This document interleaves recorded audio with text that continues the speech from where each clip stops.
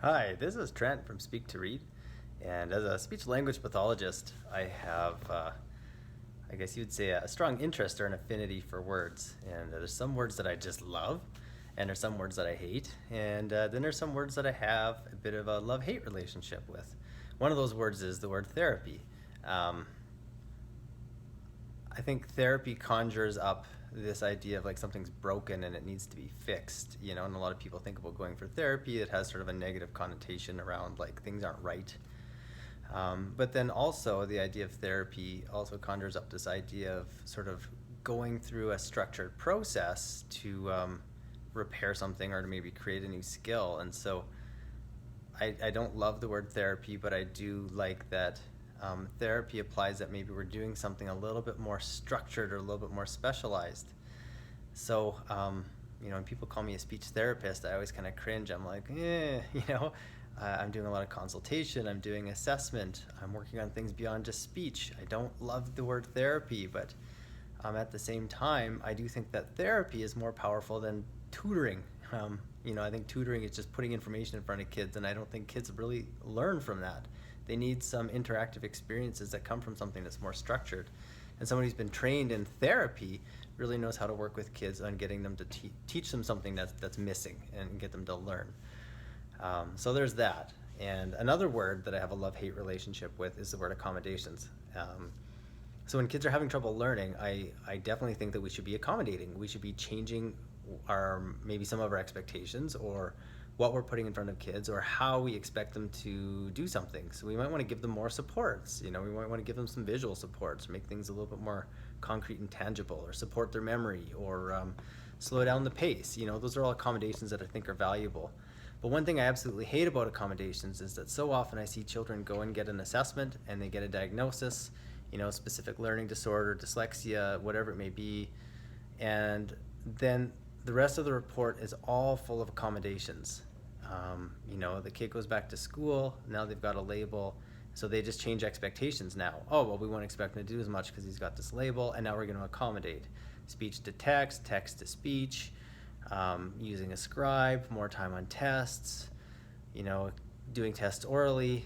So we're changing expectations and we're accommodating to make a lot of the tasks easier. And the problem that I have is nowhere in there is anybody talking about skill building.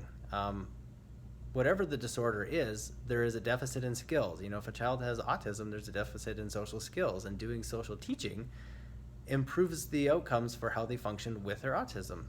Similarly, in specific learning disorder in reading, writing, or spelling, the underlying deficit is language. They're having trouble interacting with language when it's put in its visual form. So when it's in the alphabet form on a page, they're having trouble processing it. So what do they need? They need therapy. They need a structured, systematic approach to interact with print and learn the rules and the patterns that are all governed by language.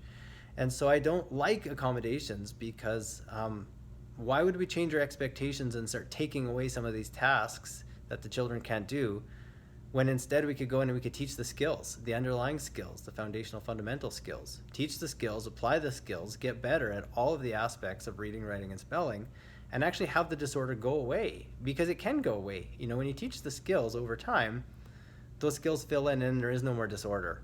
So there you have it. As a speech language pathologist who's been trained in doing therapy, which means to me one-on-one intervention with kids, building skills that are lacking to give them functional skills to be able to perform in whatever task they're up to, whether it's speaking, communicating, reading, writing, or spelling. Therapy and accommodations are two words that I have mixed feelings about.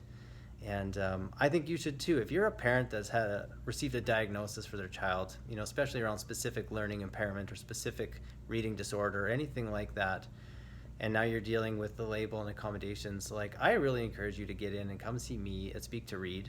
Come check out my website at www.speak2read.ca, because we're working on building skills, and we're teaching the underlying skills that will have children be able to access print so that they can read, so they can spell, and have it all make sense. And then when it all makes sense, the shame and the poor self-esteem and the poor self-confidence all goes away, the label can go away, and so can the performance deficit. They can start to live into their potential, get through high school and go into post-secondary education and become whatever they want. And it's all completely possible and feasible, but you have to first change your mindset from accommodations to skill building. So that's what we're doing.